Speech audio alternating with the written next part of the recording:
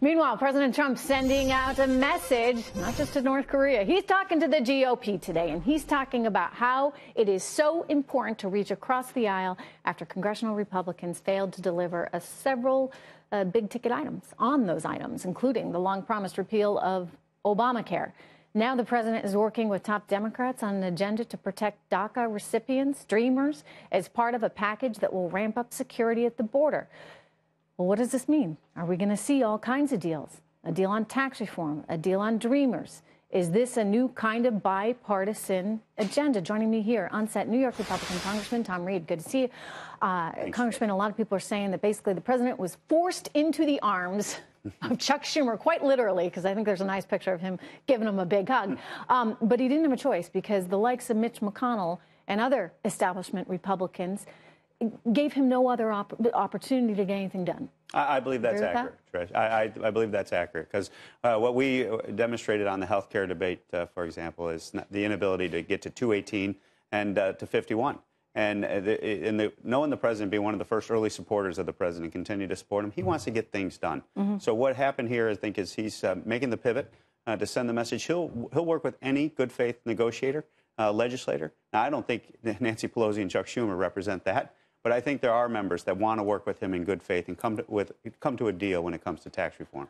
So you see the Democrats actually getting on board with corporate tax reform? I see certain Democrats getting on board with the entire package of tax reform. Individual as well. Individual as well, because no one can defend the entire broken American tax code. I've yet to hear any member, Democrat or Republican, defend the tax code. Well, you know what they're going to say, though. I mean, and it's not a defense here, it's an attack. You see so often members of the left come out and say, it's just tax cut for the rich, just tax cut for corporations.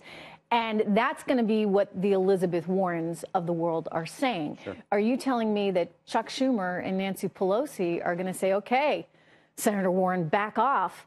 We actually are willing to work with the president on this. I don't see that. But I do see a handful of Democratic senators. I see a group of good faith Democratic members who are trying to do things for the American people and their constituents back home because they're the ones that are suffering from this broken American tax code. And I think there's a willingness to get to the table. Look, I'll tell you, I think it's pretty simple. And I think that the fact that Donald Trump won this election comes down to how people felt about their economic futures.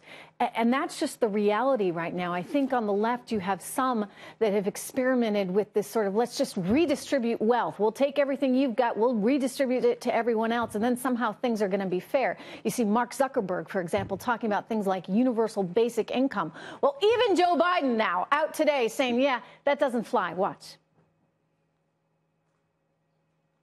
Here we go. We don't have it on tape, but we have the quote. One idea that has gained prominence, particularly among leaders in Silicon Valley, is universal basic income. The theory is that automation will result in so many lost jobs that only plausible answer is some kind of guaranteed government check with no strings attached. Here we go. He says, I believe we can, we must build a future that puts work first. My father used to have an expression. He'd say, Joey, a job is about a lot more than a paycheck. It's about your dignity. It's about your self-respect. It's about your place in your community. All right. Looks like he's out there campaigning. Amen. But you can't disagree with any of that. I wholeheartedly agree with Joe Biden's sentiment. Is this a result of sort of the Democratic Party trying to come back to the center right now and possibly therefore work with Donald Trump on things like tax cuts because they're understanding that this is how your average American feels? I wholeheartedly hope so. And there are members on the other side that I've developed trusting relationships with that I think are of that class and that want to get that done for the American people. Guys like Josh Gottheimer, who helped me and co-chaired the Problem Solvers Caucus. He's a Democratic member from New Jersey. He, to me, represents what we're talking about. 43 of us strong in the caucus, equally divided between Republicans and Democrats, that say, you know what, we can come together and solve these problems for the American people, and it's about time we get rid of the extremes on both sides of the governing bodies, because that is what's keeping us in this gridlock of Washington, D.C. It wouldn't be amazing if Donald Trump, the person that so many saw as such an extremist, is the one that actually brings them all together in the end. Look, whatever it takes. He's a deal maker. A deal's a deal, right? Amen. Right. Congressman, good to have you here. Thank you so much, Trish. What are the odds of tax reform happening by December 31st? It's going to get done. December 31st is the target, and I think we can do it.